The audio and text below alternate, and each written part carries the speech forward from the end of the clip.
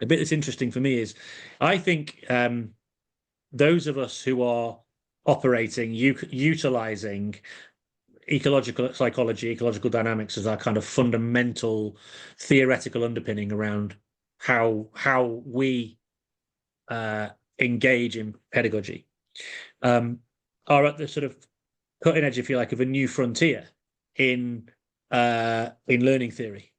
And so I think, we've been through some of the sort of initial behaviorist stuff.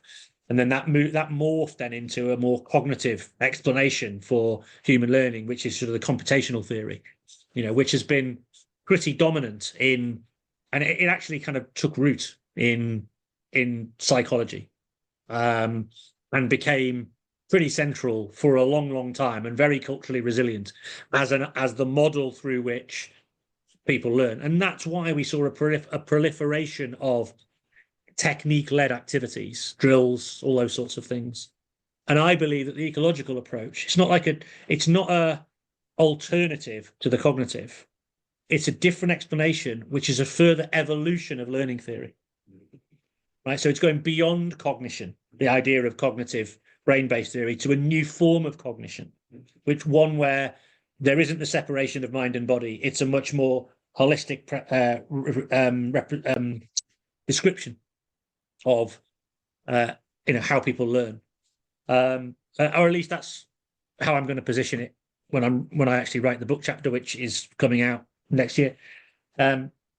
The opening chapter is going to be about learning theory and the history of learning theory. And actually, there's been debates about, direct instruction versus discovery learning for years in the world of education, right? Here comes Raf.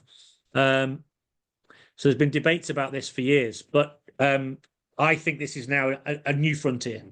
And those of us who are doing this, we're taking a theoretical framework. It's now become a bit more mainstream. And now what we've got is we've got a global network of practitioners who are basically just pushing the edges of it, pushing the envelope, being ferrets, being butterflies, exploring what the limits are, exploring where the boundaries are, and then kind of reporting back their findings, in their kind of field work, so to speak.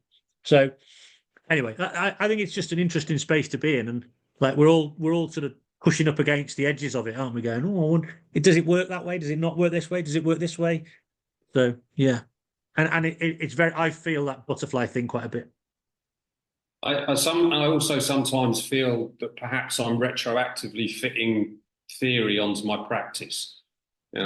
Is that I do something, and I'm not sure, and I don't necessarily think that's a bad thing or even an impossible thing to do within the ecological sphere.